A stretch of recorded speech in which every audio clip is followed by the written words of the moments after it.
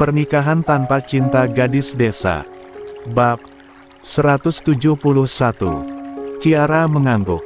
Iya, Pak. Maaf udah bikin khawatir. Pandu tersenyum dan mengelus puncak kepala anaknya. Oke, dimaafkan. Asalkan Ara nggak akan mulangin lagi. Iya, kalau gitu Ara pamit ke kamar dulu, Pak. Pandu mengiyakan. Kiara segera kabur ke kamarnya karena sudah tidak betah melihat wajah jutek mamanya. Setelah Kiara masuk kamar, Cici langsung cemberut sambil melirik Pandu. Terus aja anaknya dibela. Biar makin gak ada rasa bersalah kalau nanti bikin kesalahan lagi. Kok ngomongnya gitu? Mas, kan memang khawatir sama Ara, memangnya kamu enggak? Cici memalingkan wajahnya, dia memilih pergi ke dapur. Percuma saja, kalaupun mereka berdebat nanti, Pandu pasti akan tetap membela Kiara. Bukannya Cici tidak khawatir, mana ada ibu yang tidak khawatir saat anaknya hilang. Masalahnya adalah, Cici ingin Pandu juga tegas. Janganlah apa-apa dibela. Cici hanya khawatir nanti Kiara tidak segera sadar kalau tindakannya salah. Loh, Cici. Pandu memanggil-manggil, tapi Cici sengaja mengabaikannya. Sebenarnya, dia cemburu juga karena melihat Pandu seperti lebih sayang kepada Kiara daripada dirinya. Dia inginnya setara, tapi ya sudahlah. Katanya, laki-laki yang memiliki anak perempuan tunggal memang sering lebih protektif kepada anaknya. Di rumah keluarga Rahmat, suasana makan malam kali ini benar-benar berat. Setelah Rahmat mendengar kesaksian Raka bahwa Cahya masih berhubungan dengan Jelita, dia benar-benar kecewa. Rahmat berusaha untuk diam dulu dan menunggu apakah Cahya akan bicara kepadanya tentang kemana dia pergi tadi siang, tapi rupanya Cahya tetap berpura-pura seolah tidak terjadi apapun dan itu jelas membuat Rahmat amat kecewa. Selesai makan malam dan mereka berdua sudah sama-sama di kamar, Rahmat langsung saja bertanya kepada Cahya. Dia tidak bisa membiarkan istrinya terus bertemu dengan Jelita. Kenapa kamu bohong soal tadi sore, Cahya? Tanya Rahmat langsung. Cahya yang sedang memasukkan pakaian yang baru selesai dicuci ke dalam lemari sontak terkejut. 83. Apa Mas? Jangan bohong lagi. Kamu bilang ke rumah Tenman, rupanya malah ke apartemen Jelita. Kenapa? Cahya berusaha tenang.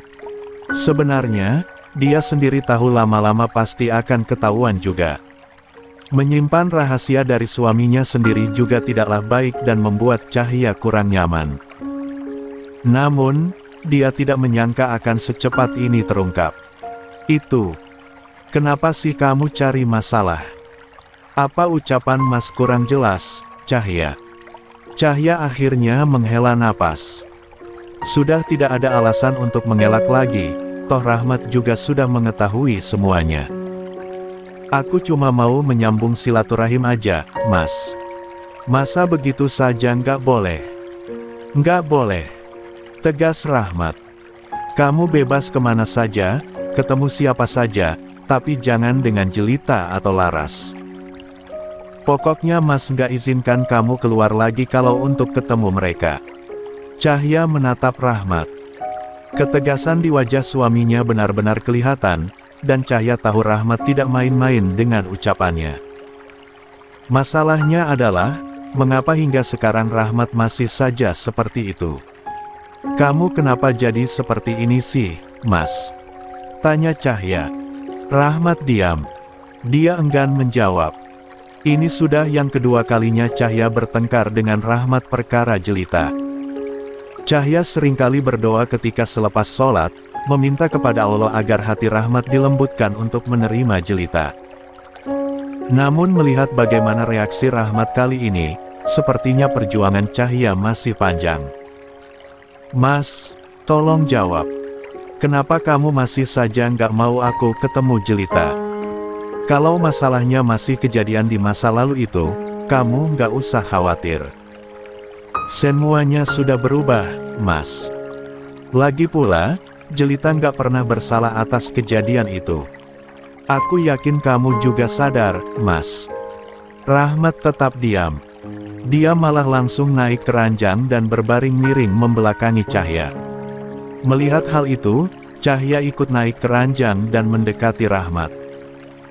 Sang suami memaksa memejamkan matanya, tapi Cahya tahu Rahmat belum benar-benar terlelap. Ketika Rahmat dalam kondisi kesal seperti ini, Cahya harus bisa mengimbanginya dengan lembut. Segala masalah yang dihadapi dengan amarah tidak akan pernah berakhir baik. Cahya mengusap-usap bahu Rahmat. Mas, gimana kalau perjodohan Samba dan Ara dibatalkan saja? Mumpung mereka baru tunangan dan belum sah dalam ikatan pernikahan.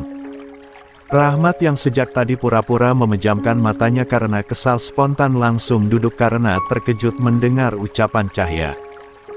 Apa kamu bilang? Membatalkan perjodohan Samba dan Ara? Maksudnya apa? Tenang dulu, Mas.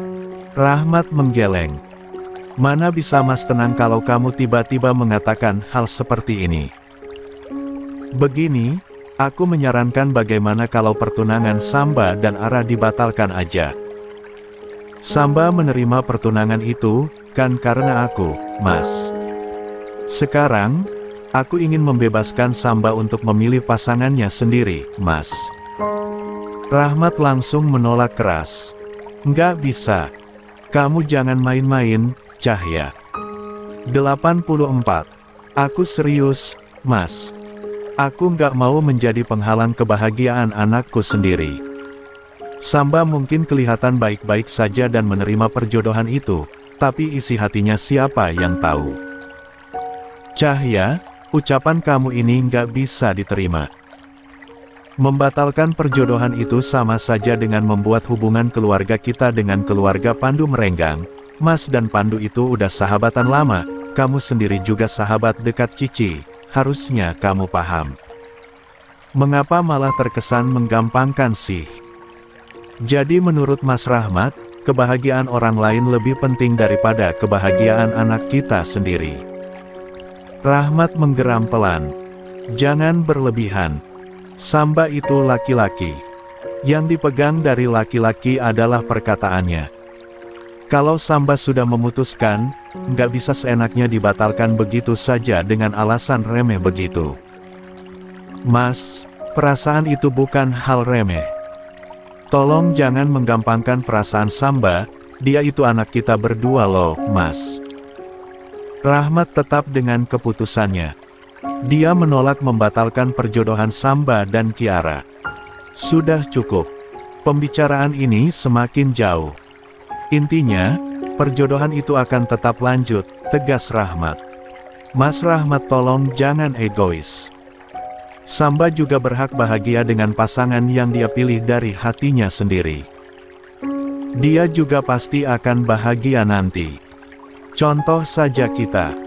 Dulu kita juga dijodohkan. Memang perlu waktu, tapi akhirnya bahagia, kan? Kita malah nggak saling kenal baik pada awalnya. Sementara Samba dan Ara, mereka sudah berhubungan baik sejak kecil, Cahya.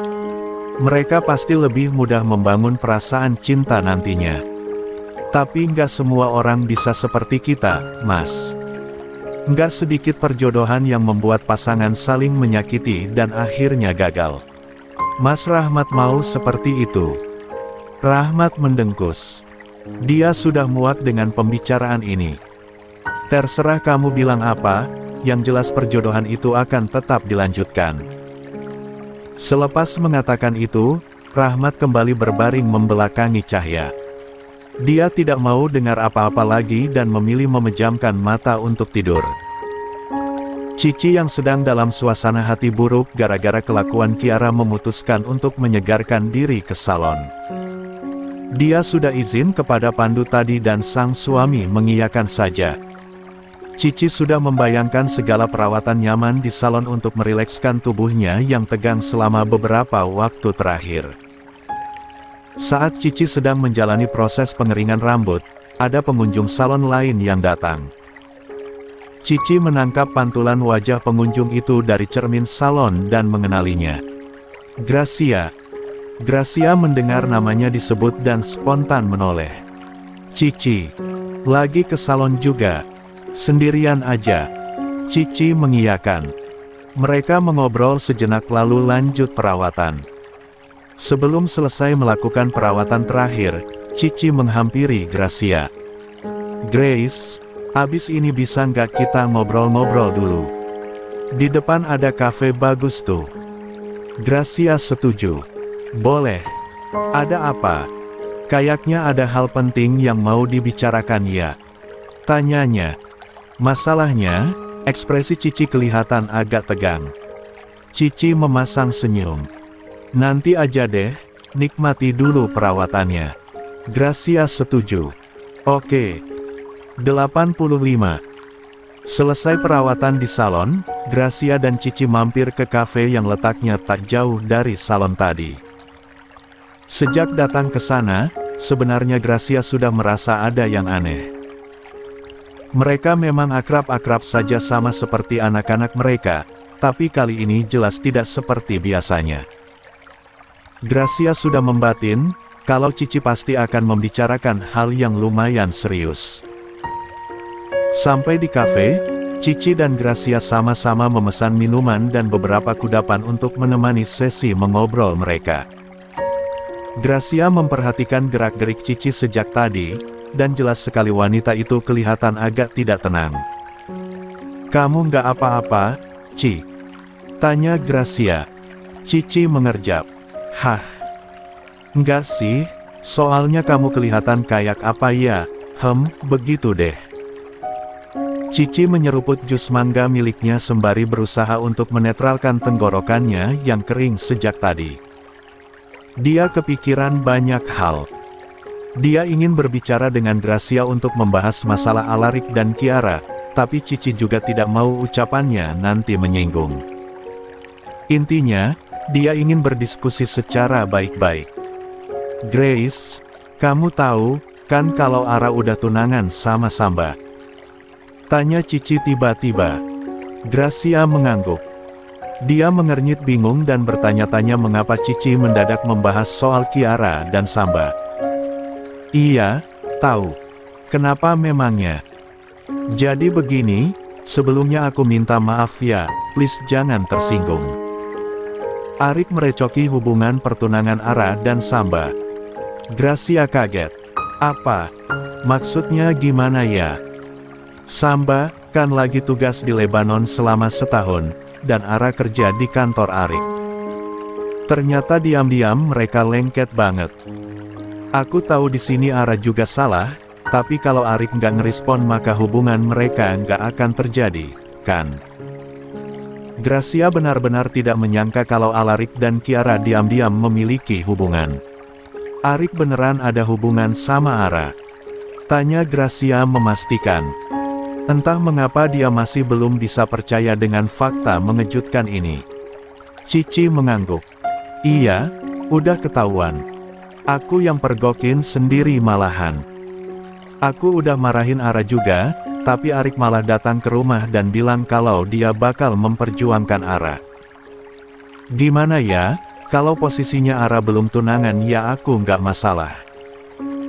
Ini Ara udah terikat pertunangan sama Samba, dan Samba juga lagi tugas di Lebanon. Aku nggak mau nanti terjadi fitnah-fitnah yang merugikan Ara dan Arik juga." Gracia memejamkan matanya sebentar.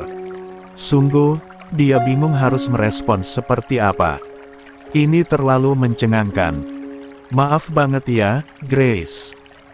Aku nggak hanya menyalahkan Arik kok, aku juga sadar kalau Ara salah. Makanya, aku bilang gini ke kamu sekalian aku mau minta tolong." "Minta tolong apa?" "Aku minta tolong supaya kamu kasih pengertian ke Arik. Please, Arik harus jauhin Ara karena Ara udah bertunangan sama Samba." 86. Gracia mengusap wajahnya. Dia jadi merasa tidak enak kepada Cici. Dia baru saja pulang dari Paris untuk mengurusi masalah Ria di sana. Dia pulang duluan dan Riko masih di Paris menemani Ria karena urusannya belum sepenuhnya selesai. Sekarang, malah Alarik yang berulah. Iya, nanti aku bakal ngomong sama Arik. Sumpah aku nggak tahu apapun soal ini karena memang beberapa waktu terakhir aku pergi ke Paris sama Riko untuk nengokin Ria. Cici mengangguk. Ya, dia paham. Tujuan Cici juga bukan untuk menyalahkan Gracia atau Riko. Kiara dan Alarik sudah sama-sama dewasa, jadi kalau ada kesalahan ya mereka sendiri yang bersalah. Cici pikir, mungkin akan ada hasilnya kalau Gracia yang menasihati Alarik. Aku minta maaf ya Ci kalau Arik udah bikin masalah dan buat kamu nggak nyaman. Aku pastiin bakal kasih nasihat ke Arik. Cici bernapas lega. Iya, makasih banyak ya Grace, dan maaf juga kalau kesannya aku nyalahin Arik. Ya dia memang salah karena deketin Ara, udah tahu Ara punya tunangan, sahut Gracia. Oke, sekali lagi makasih ya Grace. Kalau gitu, aku pamit pulang dulu. Gracia mengiyakan. Cici kemudian pulang duluan, meninggalkan Gracia yang hanya bisa mendesah frustrasi karena baru tahu kelakuan Alarik. Setelah mendapatkan permintaan tolong dari Cici, serta mengetahui kelakuan Alarik selama ditinggal ke Paris, Gracia menunggu sang anak pulang dari kantor dengan perasaan berkecamuk. Sore hari begitu Alarik pulang, Gracia langsung mencegat sang anak di ruang tamu. Alarik yang baru datang bingung melihat mamanya memasang ekspresi serius seperti itu. Arik, mama mau ngomong sama kamu, ucap Gracia. Alarik mengernyit. Iya, ada apa, Ma? Duduk sini. Alarik menurut. Dia duduk di hadapan Gracia dan menatap mamanya dengan ekspresi bingung.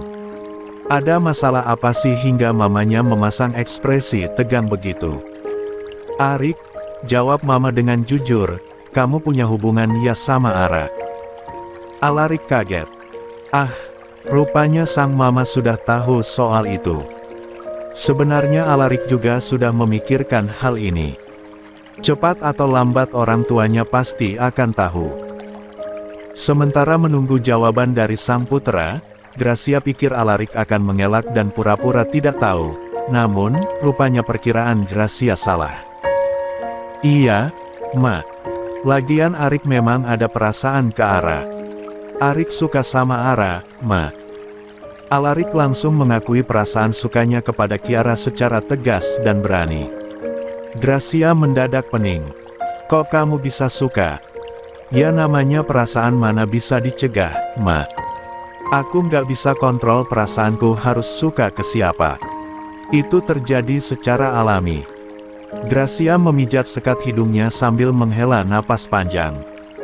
Arik, kamu selama ini bertengkar terus sama Ara, sekarang tiba-tiba kamu suka sama dia. Yang benar aja Arik. Ya terus kenapa, Ma? Emangnya nggak bisa suka sama mantan musuh bebuyutan? Ya siapa tahu perasaan. 87. Arik tumbuh pas sering bertengkar sama Ara. Lagian itu nggak penting, masa lalu ya masa lalu, yang penting adalah sekarang Arik suka sama Ara. Arik, kamu tahu kan kalau Ara itu udah punya tunangan? Alarik mengangguk.